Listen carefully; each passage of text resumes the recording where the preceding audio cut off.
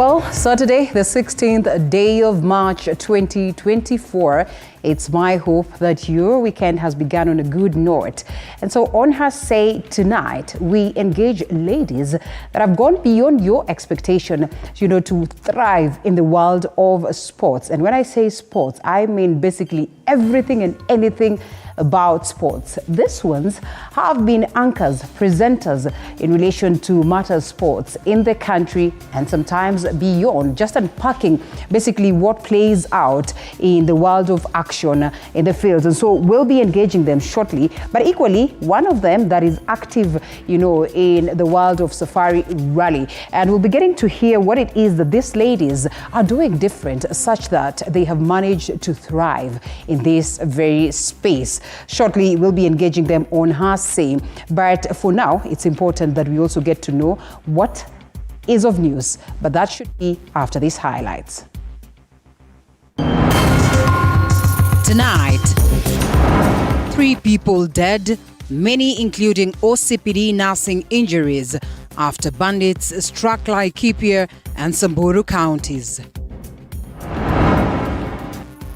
No celebrations just yet as new hurdle emerges in Raila's road to Addis Ababa in his quest to become the next chair of the African Union. Both Ruto and Raila have a huge task to convince Africa and the rest of Africa that they can hold two senior positions within the African Union at the same time. And tension at an all-time high in Mudhoni area of Kitale after 3 people were killed, then chopped into pieces in unclear circumstances. Usiku wa kuamkia leo, soja wetu wameuawa, wawili, wameuawa kinyama. Tumesikia uchungu sana kama watu wa hii community ya Trans Nzoia. All right, and TV47 Weekend Edition begins right now. My name is Linda Alela. Our sign language interpreter tonight is Catherine Simaloi. As always, the lines are open for you to speak to us. The hashtag HerSay and 20047 is the SMS short code. I'll be looking at some of the comments that you drop us as we continue with the broadcast. We start off the bulletin with a rather unfortunate piece where tension is high in Sere Olipi area of Samburu County after gunmen believed to be bandits shot dead 2 people in a botched raid. Another banditry attack was, of course, reported in Laikipia County, leaving Tigania East OCPD nursing gunshot wounds. And Elizabeth Atieno has the details of this story. This is the current situation in Sere Olipi, Samburu County. A contingent of police officers and those from the General Service Unit have laid their boots on ground, ready to restore peace in the area following a Friday night attack where 2 people were attacked and killed by bandits. The bodies of the 2 individuals that were discovered by members of the public have been identified as that of a 40-year-old woman and a 20-year-old man. The bodies had multiple gunshot wounds. On Sunday this week, an 11-year-old girl was gang-raped by the bandits in Loibonkare, Samburu County. The bandits attacked the victim after they found her fetching firewood. Samburu is not the only county to witness the recent banditry attacks. Tigania East OCPD Emmanuel Kiplagat is nursing gunshot wounds at a local hospital in Nanyuki after he was shot by bandits in Doldol, Laikipia County. About 3 weeks ago, the OCPD led an operation to recover stolen livestock from Meru County, where he managed to recover 300 heads of cattle, but unfortunately they were stolen again by the bandits. According to local leaders from the North Rift, at least 74 people have been killed in separate attacks by bandits in the past few months. Additionally, more than 2,500 people have been displaced, hence affecting development activities. Elizabeth Atieno, TV47. Well, still on a somber note, in Baringo, 2 people, a student and a teacher, have been confirmed dead in an accident involving the Kapsabet Boys High School bus along Kabarnet, Maringat Road. The driver of the bus lost control of the vehicle in a tricky stretch of the road termed as a black spot. Kisewa Emory with that.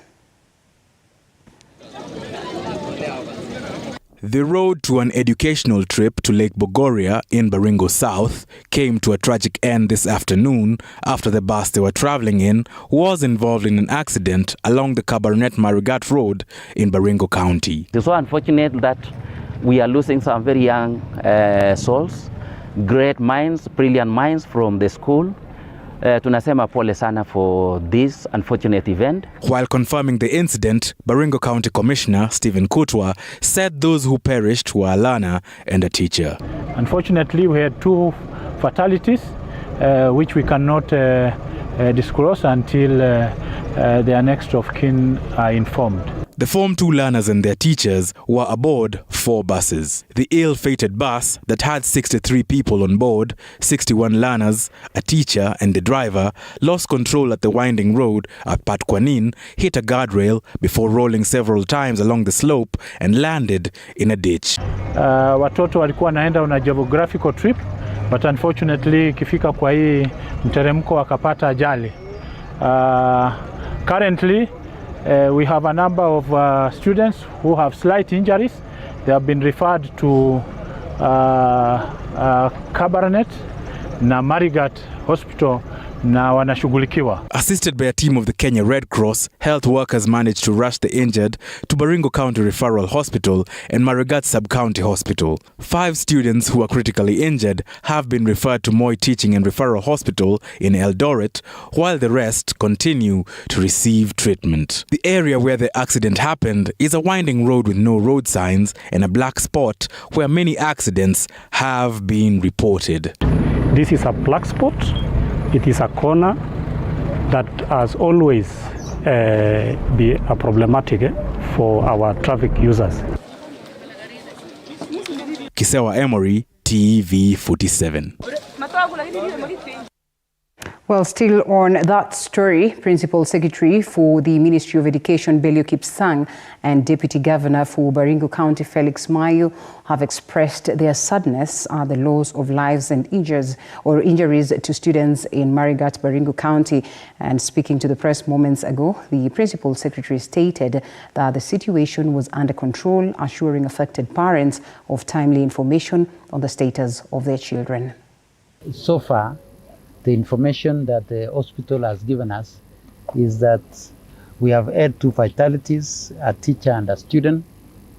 We have 8 who have been referred to Moi Teaching and Referral Hospital. The doctors have given us assurance that they were stable at the time that they were released. And there are 2 awaiting to be transferred to Moi Teaching Hospital in Eldoret. 51 will remain overnight here for observation. A number of other students who are in the different buses have been hosted by Kituro High School so that they can be able to rest up to tomorrow, because we could not allow kids to travel at night. So Kituro High School is hosting quite a number of them. And both those who are here and Kapsabet boys, there's been a lot of engagement so that we can be able to calm down both the students who are in Kapsabet and those who are here in Kituro High School. We've also been having quite some engagement with our parents so that we can also be able to give them the necessary assurance on the status of their students and their children. The county government has set up an information center right outside here, which will be coordinated by the Kenya Red Cross to provide information on the various issues and the psychosocial support to the parents and also to the students. So all the information will be provided at the information center set up outside here, and I'm well informed that in Kapsabet also the same has been set up to provide information to parents and also guardians of the students right there. Thank you so much. Thank you. And may their soul rest in eternal peace, as well condolences to the family and friends. Now, President William Ruto says he will be signing the Affordable Housing Bill into law Monday, which means that the reprieve in the affordable housing deductions comes to an end. Here is Nelson Mwereza, with more of that, as to what President said in his Bomet County tour. The reprieve Kenyans felt after the stall in the Affordable Housing Levy Fund deduction could seemingly be short-lived after all. This is after the National Assembly approved the necessary legislation to anchor the Kenya Kwanza administration flagship project. Speaking in Bomet County, the president also said that the assent will be done in consultation with the judiciary, which stopped the levy. Jumatatu, mimi naenda kuweka sahihi sheria mpya ambayo tumekubaliana na mahakama ya mambo ya housing. Kwa sababu we want to make sure that we do that which is going to change our country. The president, who was in the region to launch various development projects, also announced that all Kenyans and those registered with the NHIF will have to undergo fresh registration in order to enjoy benefits of the newly instituted Social Health Insurance Fund. Tumekubaliana ya kwamba hatutaki mtu tena auze shamba, auze ng'ombe, auze mali ati anaenda kulipa bili ya hospitali. Tunataka bili ya hospitali ilipwe na bima ambayo inasimamiwa na serikali ya Kenya. Tunaelewana jameni? The president revealed that the Ministry of Health, led by Susan Nahumicha, will launch a national registration to Kenyans for the new SHIF health cover. Nyinyi kama wananchi muanze kujipanga. Wizara itatangaza hivi karibuni vile nyinyi mutajisajili upya, ndio tuhakikisha kwamba kila mmoja wetu ako katika orodha ya wale wa Kenya ambao wakienda hospitali watatibiwa. Tuko na bima na tuhakikisha kwamba mambo ya afya isituletee matatizo tena. In a company of other government officials, President Ruto launched road tarmacking from Koyonga, Kapsoye, Sigoro to Longisa in Bomet County.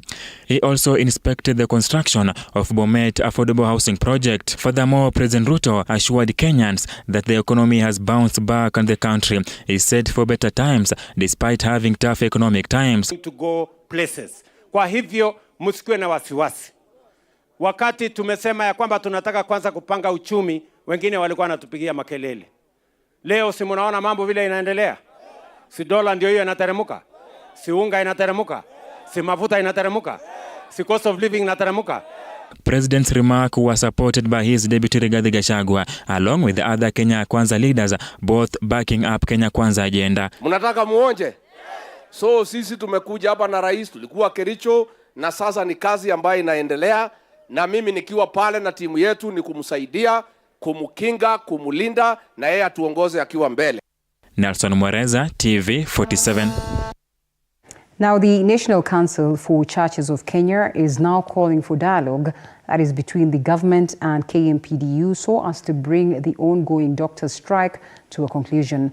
This comes amid reports that the Ministry of Health has summoned a meeting with the Kenya Medical Practitioners, Pharmacists and Dentists Union, KMPDU, that is on Monday next week. Chichi Josephine with that. As doctors strike across the country enters day 3, stakeholders from across the country are calling for interventions to ease Kenyans the suffering of lack of health services in public hospitals.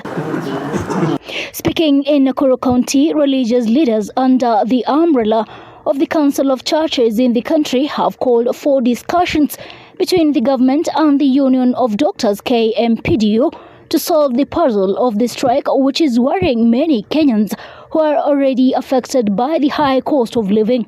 Jambo la pili ambalo tumeongea ni mambo ya huu mgomo ambao unaendelea, ni kwa sababu imeguza wananchi kwa jumla ambao wanapata service zao katika hospitali, kwamba tunaomba serikali ikaangalia hao mambo na pengine serikali irudi katika ule mkataba walipoongea, waone ya kwamba wale madaktari wamerudi katika hospitali. The religious leaders have also encouraged collaboration between the central and county governments on finding a permanent solution to doctor strikes experienced every year. To solve these issues, we recommend the government to honor its part of bargain and address the issues amicably, favoring all stakeholders. At the same time, leaders led by Georgia Member of Parliament George Koimburo are now calling on Health Cabinet Secretary Susan Nahumicha to resign for what they termed as negligence.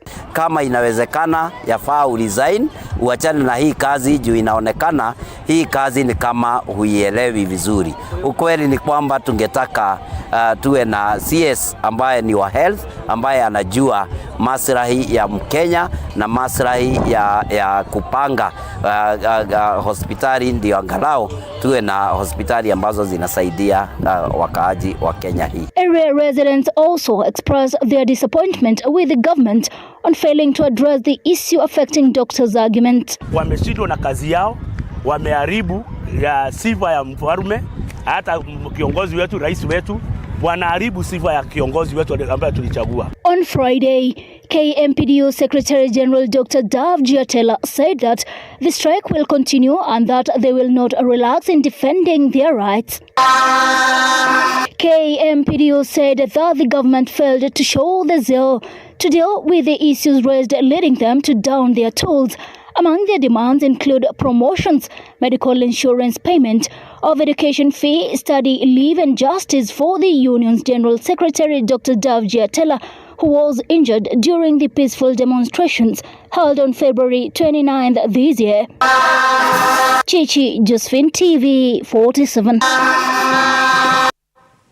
Now, President William Ruto's appointment as the African Union champion, that is for reforms, in February this year could pose a challenge to Azimio leader Raila Odinga's quest to become the next African Union Commission chairperson. Diplomatic analysts and observers say that Ruto and Raila have a daunting task that is ahead of them to convince AU member states why Kenya should occupy two key positions at the AU hierarchy. Kenya's much-acclaimed diplomatic victory at the African Union on Friday that cleared legal and technical hurdles for Azimio leader Raila Odinga to contest could be short-lived, given President William Ruto's appointment as a champion of AU reforms last month. Diplomacy affairs analyst Professor Peter Kagwanja says AU member states will need a lot of convincing to vote for Odinga, as Kenya will have two senior positions at the African Union. Both Ruto and Raila have a huge task to convince Africa and the rest of Africa that they can hold two senior positions within the African Union at the same time. Go back down memory lane and remember that one of the downsides to Kenya's campaign for Amina Mohamed in 2017 was that at the material time when Amina was campaigning, the chair of the deputy chair of the African Union Commission was a Kenyan, Erastus Mwencha. Odinga, who kicked off his bid by meeting Uganda's President Yoweri Museveni and Paul Kagame of Rwanda, is banking on the support of 14 Eastern Africa member states to endorse him as a bloc before venturing out to woo the continent's other blocs. Our politics, our diplomacy now is, I would say, is in such chaos that even our neighbors are beginning to raise eyebrows about it. We have had a tiff with Tanzania. We've had a tiff with Uganda. We have subterranean differences with Ethiopia. We are at peace now with Somalia, I would say. But you would not say that we are in the best of relations with Rwanda. We have had a tiff with the Congo. You cannot say we have the camaraderie relationship we had with South Africa. After all, we snapped the BRIC conference which they were hosting early last year. President Ruto's meeting with Odinga at Uganda President Yoweri Museveni's Kisozi farm was more than a handshake among East Africa's three giants, with Kagwanja saying Museveni will play a kingmaker's role in Odinga's AU bid. Museveni is a heir, quote unquote, to Nyerere. So put in Tanzania, because Museveni grew up in Tanzania. He was very involved in Nyerere's politics. He's a very respected person within the ranks of and the leadership of the CCM in Tanzania. That is the man. Move north and you find Rwanda. He's the maker of Paul Kagame, and he's if you wish, behind the curtains, he's the founding father of modern Rwanda. He trained the Kagame soldiers. Kagame was his intelligence officer, the chief of intelligence. He was a key figure in the liberation of Uganda and liberation of Rwanda. With only one woman candidate from the region, Somalia's former Foreign Affairs Minister Fawzia Adam declaring she's in the race, the removal of the gender barrier has flipped the contest in favor of Odinga ahead of the April deadline to submit his qualification papers. Apul Kamau, TV47. Well, we watch just how it goes. Now, a family in Dagoretti, Kikuyu constituency is crying over justice following the death of their kin in unclear circumstances. The family says they are even more saddened by the fact that police seem sluggish in investigating the matter despite suspects being well known. A cloud of grief and sadness engulfs the family and friends of Stacey Njoki. They're laying Stacey to rest, whose decomposing body was discovered in one of the rooms in the house she shared with her boyfriend. They suspect that he may have committed the heinous crime and run into hiding to evade the authorities. By a boyfriend who is well known. About 2 weeks ago, the body stayed in the house for about a week, and we reported here at Kikuyu police station, and so far nothing has been done. The suspicion arose from the fact that he had not bothered to make a report at the police station and disappeared immediately Stacey's body was discovered. Mtu atafutwe atuambie ni nini iliendelea, na hata yeye anaweza muongelesha juu najua tu atakuwa mahali anaangalia. Nimuambie kama yeye anajua kwa kweli sio yeye alifanya hii kitendo, angekuwa kwanza kujitokeza. Lakini hizi siku zote kutoka ile Friday ambayo Stacey aliuliwa mpaka wa leo hajapatikana mahali. Kwa nini anajificha? Yuko wapi? But what saddens them the most is the fact that they have made police reports, but their attempts to get justice seem futile. Ilipatikana ndani ya nyumba ikiwa imeoza na alikuwa amefunikwa na hadi amekelewa manguo. Vera Alberta, TV47. Well, may they find rest. Now, Chief Justice Martha Koome has been awarded the African Female Leader of the Year award at a ceremony held in Addis Ababa, Ethiopia. In her acceptance speech, CJ Koome emphasized that the recognition was not solely for her individual achievement, but also symbolizes the collective dedication and resilience of individuals striving for excellence throughout the continent. During the function, the Chief Justice stressed the importance of rededicating efforts to Africa's development, fostering a culture of excellence, and establishing systems and institutions that serve the interests of all. The African Persons of the Year award celebrates individuals who contribute significantly to the continent's advancement, inspire future leaders, and positively transform the continent's image on the global stage. This award is not mine alone to claim. It is indeed an accolade dedicated wholeheartedly to the institution that I am privileged to serve as the first woman Chief Justice of the Judiciary of Kenya. For me, this recognition shines a light on our collective endeavor to establish a justice system that is responsive and attuned to the needs, experiences, and expectations of the Kenyan people. This recognition is above all an encouragement because it inspires us all, the recipients of the 12th edition of the awards, to persist in our pursuit of leadership excellence and to relentlessly enhance the quality of service delivery of the institutions that we lead. It is also a call for action for all of us to continue working tirelessly for the advancement of our continent and of our people. Well, congratulations to the Chief Justice. And now it is time for us to cross over to the fields. Remember, the conversation tonight as well will take us to the same direction.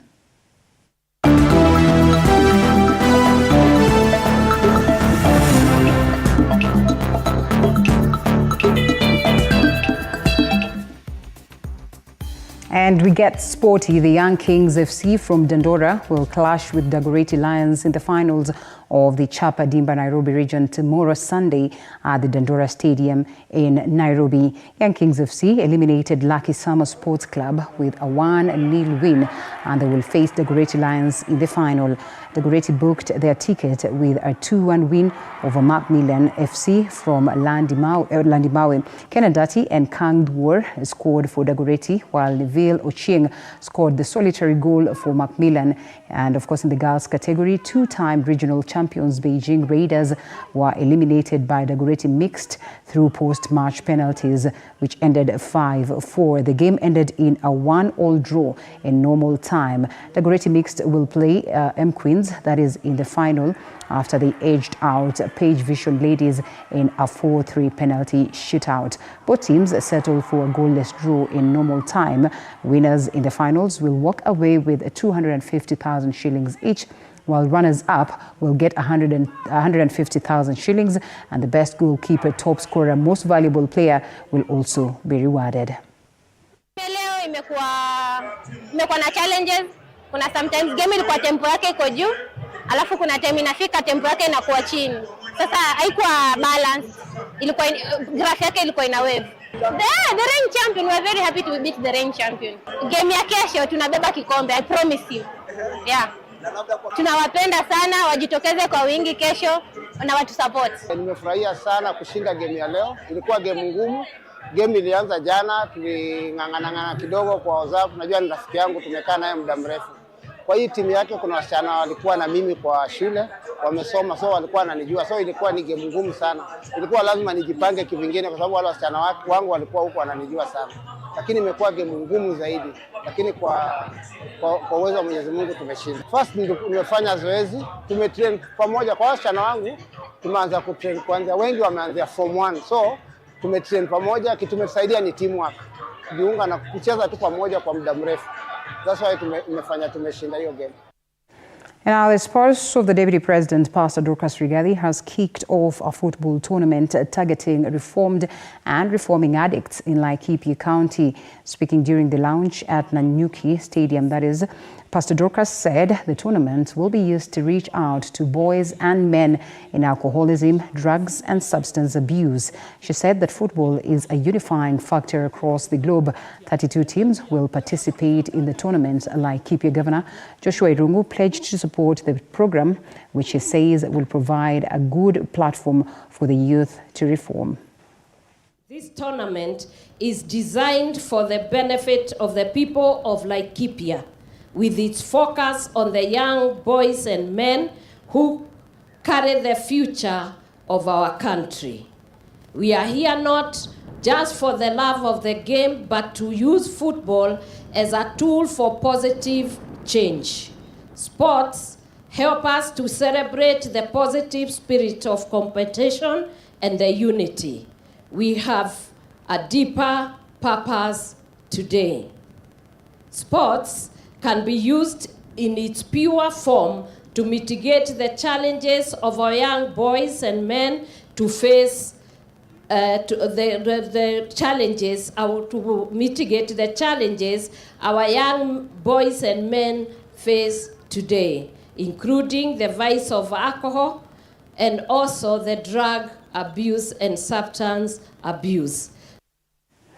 And the Football Kenya Federation's FKF annual general meeting that was set for today has been cancelled following a court order obtained by sports journalist Milton Nyakundi. The Mombasa High Court gave the order suspending the AGM until the hearing of the petition, whose date is set for Monday next week, is heard. And tension was high yesterday morning when 76 delegates of FKF threatened to kick out FKF President